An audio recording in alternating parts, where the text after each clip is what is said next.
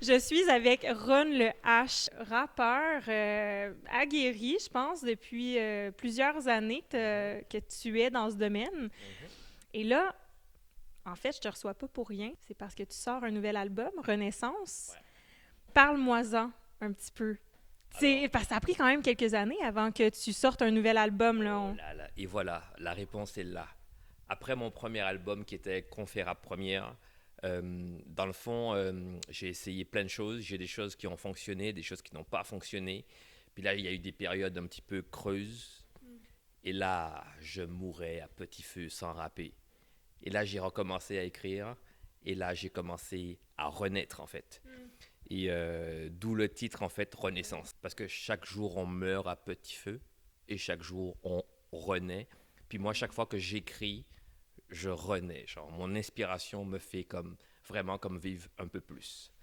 Est-ce que tu crois que ça prend nécessairement des périodes creuses dans notre existence pour avoir cette inspiration-là et renaître? Et c'est ce qui nous permettrait de renaître ou tu penses qu'en écrivant, en roulant sa bosse, en étant proactif, on peut trouver cette inspiration pour écrire et sortir un album? Je dirais que les deux peuvent fonctionner. Parce que oui, on peut avoir une période creuse, puis après ça, trouver l'inspiration. Mais on peut aussi avoir l'inspiration, puis créer comme un genre de momentum, puis que là, genre, on est parti, là, puis qu'un texte à la fois, comme un pas à la fois, puis ça, c'est en progression, en fait, ouais. Comment tu te sens par rapport à Renaissance versus à Conféra Première? Mhm.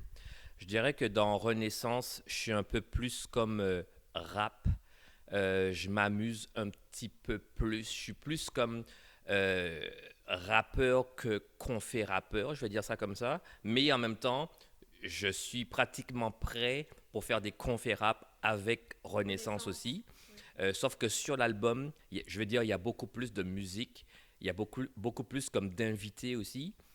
Sur le premier album, il y avait comme, on va dire, 8 tracks, 8 chansons. Mhm. Alors que là, on est en vrai 15. à ouais, 15. En vrai, c'est 14. 14. Ouais, Oui, parce que j'ai remarqué qu'il y avait une. voilà, il y a comme un genre d'interlude Oui, que c'est oui. pas une chanson. Mais on va dire 14-15 parce qu'il y a de quoi faire 15 pareil. Mais ouais, c'est ça. C'est un petit peu ça comme la différence. C'est beaucoup plus musical. J'ai entre autres Helen qui m'accompagne. J'en ai plusieurs là, mais Helen fait vraiment comme un travail extraordinaire avec une voix vraiment comme super. D'ailleurs, c'est elle qui était sur mon single de Foutez-nous l'amour. Puis là, elle est sur deux, trois autres de mes chansons.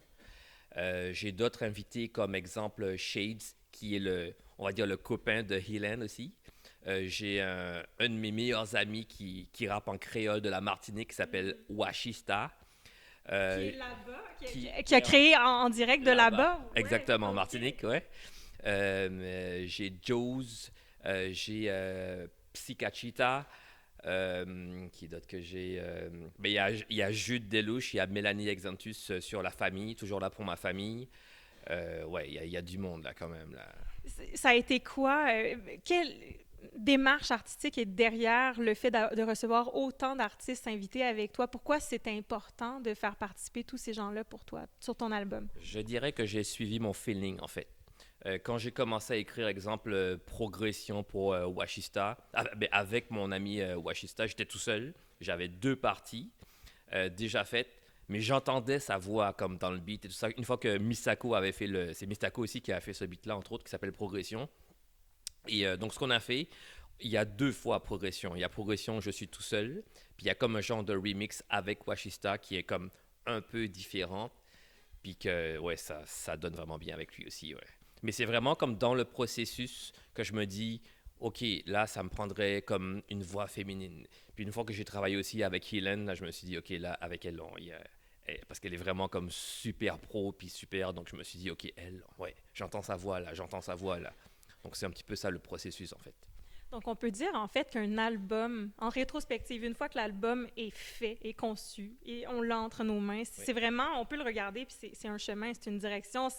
Puis, comme dans la vie, cet album-là a pris plusieurs formes différentes. En fait, en vrai, j'ai beaucoup de chansons où je suis comme je vais dire comme en introspection, où je partage mes réflexions sur mon cheminement vers, je vais dire, mes principes de vie, vers la meilleure version de moi-même.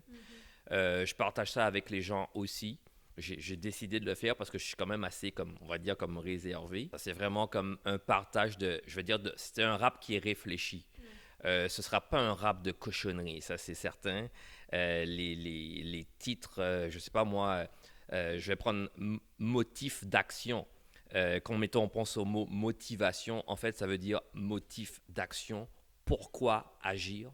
La raison pourquoi on agit. Puis, faut aller écouter la chanson Pourquoi moi j'agis, entre autres. Je parle, exemple, des principes des 4 F, la famille, les finances, la foi, la forme physique, se prendre en main au niveau sport, activité physique et tout ça, entre autres. Donc, c'est vraiment comme des principes de vie que je partage avec les gens, en fait. Puis pour quelqu'un de réservé, parce que on se connaît personnellement, on va pas le cacher, Ron et moi, ça fait quand même quelques années qu'on se parle. On peut dire en fait que c'est la musique qui te permet d'extérioriser tes sentiments. Ce que je dis justement dans Progression, je dis que mon rap, c'est mon psychiatre. Il Oui, guérit mes stigmates. Et c'est vraiment ça, en fait. C'est comme un genre de thérapie. Et c'est ça, c'est comme ça, c'est pour ça que c'est comme ça aussi que je m'ouvre aux gens, je partage mes idées. Pour moi, c'est comme prendre un risque aussi, parce que c'est comme si, mettons, je devais être une star, mais j'ai pas un ego assez gros. Mais j'ai quand même un talent assez bon pour le partager. Donc, c'est ce que je fais avec les gens, dans le fond. Raconte-moi la première fois où tu es monté sur scène, parce qu'il y a une anecdote très cocasse que j'aimerais partager avec les gens. Je te rappelle exactement. Le concours. Oh, tu veux dire de danse, là? Ah ouais, mais c'est quand même, ça compte. Je veux dire, ça t'a émergé au milieu artistique. OK. Oui, en fait, moi, je viens de la Martinique, un village, une commune qu'on appelle Sainte-Marie. Et des fois, il y a plein de fêtes et tout ça qui s'organisent. Et j'adore cette commune-là parce que c'est ma ville natale. Et j'avais, je sais pas moi, 7, 8 ans, genre. Donc là, je vais à la fête. Ma mère ne sait pas que je suis là. Je participe à un concours de danse. Puis là, je fais comme mes premiers pas de breakdance et tout ça. Puis, en tout cas, je vais le dire, j'éclate la scène. Je pense que je finis premier, genre ex-aequo avec un gars qui s'appelait Didier. Et là, hey, what's up, man? C'est Marie, je la connais, beaucoup moins. Et ouais, c'est ça. Donc là, on gagne, en fait. Et à la radio, ma mère entend, elle est en train de faire la vaisselle chez elle et tout ça. Alors, le gagnant de notre concours, Ronald Chabot. Hein? Mais qu'est-ce qu'il fait là? Donc, c'est ça. Donc, ça a un peu commencé comme ça, je dirais, ouais. Et puis, tu es arrivé au Québec, finalement, des années plus tard quand même. Tu as rencontré ta conjointe, ta femme. Et est-ce que tu dirais que, d'une certaine façon, parce que je crois qu'elle t'impressionne beaucoup, hein, la dame qui partage ta vie, et est-ce que tu as l'impression que c'est comme une muse pour toi quand tu écris dans une... Est-ce qu'elle t'aide, t'encourage peut-être dans cette lignée-là? Je dirais oui, elle m'encourage, mais je dirais pas une muse, je dirais comme on appelle ça chez nous un potomitan. Ça veut dire? Ça veut dire c'est comme un pilier comme dans la famille. C'est Simone de Beauvoir qui dit on ne naît pas femme, on le devient. Et ma femme, c'est une femme. Puis elle est. Puis elle a un grand cœur, généreuse, une maman solide. Dans ton album, Ouais. chanson dont le titre est Immigration, qui prend une place particulière pour toi. Est-ce qu'on pourrait dire que c'est ta préférée Oh, ou la plus significative? je dirais que celle-là elle vient vraiment du cœur. Il y a beaucoup d'émotions dans cette chanson-là. C'est un ressenti que j'ai. Moi, je suis arrivé ici en 1998. En pleine crise du verglas. Exactement, mon cher. Et, quand je suis arrivé ici, j'avais une petite idée de c'est quoi que je venais chercher. Genre, je venais étudier pour travailler. J'ai tout de suite vu, genre, des opportunités pour pouvoir travailler, tout ça, pouvoir même faire des affaires et tout ça. Mais j'avais aucune idée de ce que je pouvais perdre. Et plus le temps passe, plus ça pèse, genre. Mettons, tout ce qui est vraiment comme la famille. Parce que moi, je suis venu ici comme tout seul. la seule famille que j'ai ici, c'est celle que je bâtis. Et donc, ça veut dire que ma famille outre-mer, en Martinique, en France, en Angleterre, un peu partout sur la planète, mais vraiment comme ces 3 places-là principalement, je ne les vois pas tout le temps. Et mon fils, en fait, qui a maintenant 16 ans, il n'a pas encore vu tout le monde. Donc là, ça me travaille beaucoup, là. Puis dans cette chanson-là, je pense que je me livre aussi.